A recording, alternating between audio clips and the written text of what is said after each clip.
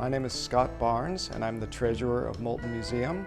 I'm also the editor of Living Memories, the memoir we're going to be releasing. Preparing the manuscript itself was very easy. Nellie was a fantastic writer. But we wanted something really special, so we gathered many photos. We ended up with about 80 in the manuscript. So Nellie organized the book in 3 primary parts. The first part was her early life, and that was on the Great Plains, Kansas and Nebraska. The second part of her life is primarily her love affair with Louis Moulton and the ranching history in this area. And the third part of the book is her travels around the world.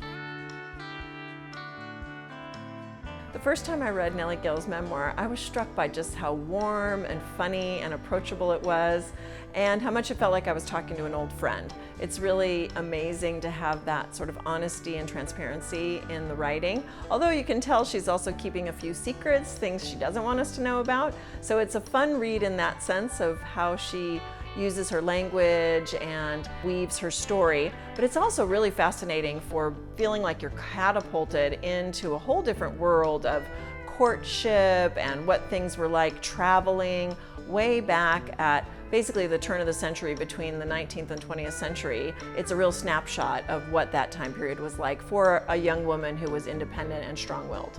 I think Nellie's story is important today because most people don't have any idea what Orange County history or Southern California history is about.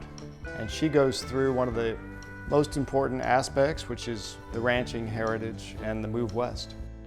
Every time I look at pictures of her now, I see a very different person. I see a woman who was working very hard to forge a life for herself. Somebody that had endless possibilities ahead of her. She was thinking about becoming an opera singer. She was thinking about becoming an artist. She tried to be a secretary and a businesswoman.